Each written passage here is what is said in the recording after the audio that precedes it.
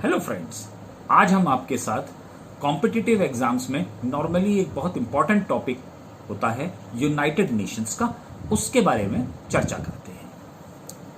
तो ये United nation है क्या, इसके बारे में सर कुछ बताएंगे? देखिए, ये यूनाइटेड नेशंस जो है ये एक इंटरनेशनल ऑर्गेनाइजेशन है जो कि आज की तारीख में सबसे बड़ा इंटरनेशनल ऑर्गेनाइजेशन है। इसके अभी एज ऑफ डेट 193 मेंबर्स इसके कंट्रीज इसके मेंबर हैं। क्या इंडिया भी इसका मेंबर है? जी हाँ, इंडिया भी इसका एक मेंबर है। इंडिया इसका फाउंडिंग मेंबर्स है। ये जब ऑर्गेनाइजेशन फॉर्म हुई थी 24 अक्टूबर 1945 को, उस वक्त भी इंडिया इसका फाउंडिंग मेंबर था। जब ये ऑर्गेनाइजेशन फॉर्म हुई उस वक्त इसके 51 मेंबर्स थे, आज ये 193 मेंबर्स हैं।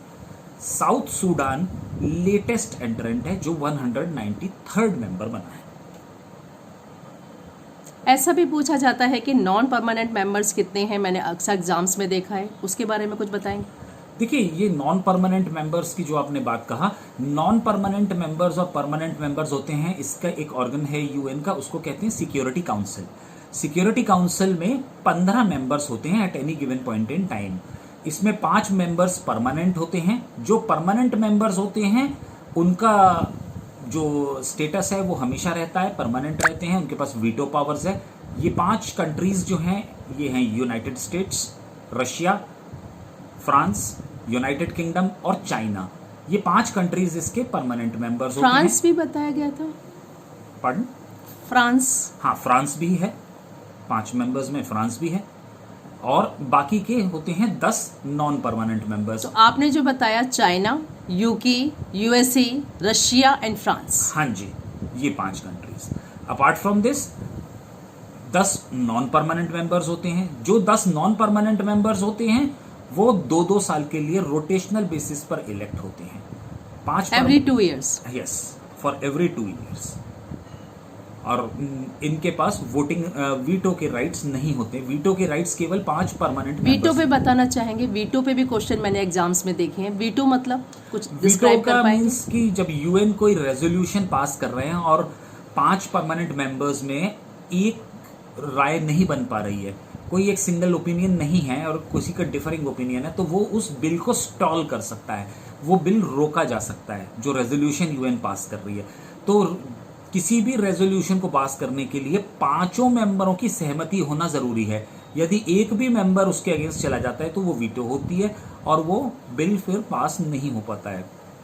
अगर एक बार किसी रेजोल्यूशन पर यूएन का वीटो लग गया तो अगले 6 महीने तक के लिए वो रेजोल्यूशन वापस यूएन की सिक्योरिटी काउंसिल में नहीं आ सकता है।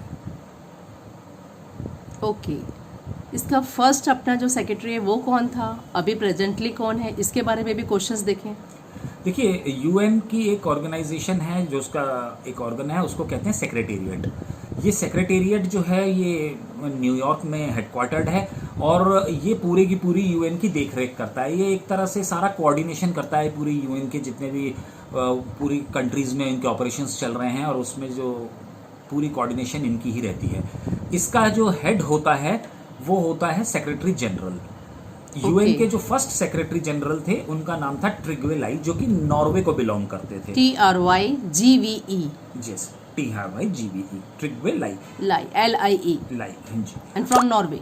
Yes, he was from Norway. और अभी जो है उनका नाम है एंटोनियो गुटेरेस, जो कि ANTONIO। एम आई राइट? यस। ये क्वेश्चन भी मैंने एग्जाम्स में देखा है। प्रेजेंटली हमारा करंट कौन है?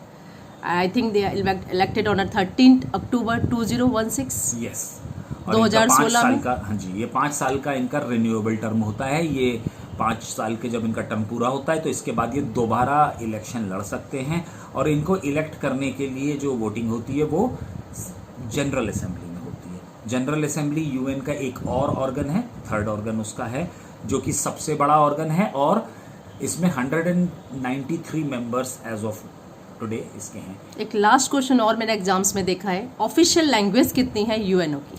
देखिए, यूएन की 6 ऑफिशियल लैंग्वेजेस हैं।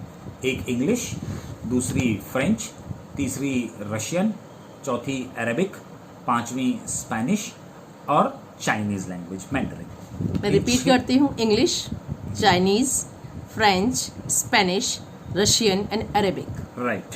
तो 6 लैंग्वेज आपने बताया कि यूएनओ की है। जी, हम ये 6 लैंग्वेजेस पर यूएन ऑफिशियल लैंग्वेजेस है, इन पे इनका काम चलता है। ये सारा का सारा कम्युनिकेशन इन 6 लैंग्वेजेस में वहाँ पर जब आप करेंगे कम्युनिकेट तो वो लीगल रहेगा और वैलिड है ये सब। Thank you sir. ऐसे ही कुछ इम्पॉर्टेंट टर्म्स के साथ, इम्पॉर्टेंट टॉपिक्स के साथ जो हमारे एग्जाम्स में हमारे लिए इम्पॉर्टेंट है, नेक्स्ट टाइम फिर आपके साथ मिलते हैं। तब तक के लिए थैंक यू। नमस्कार।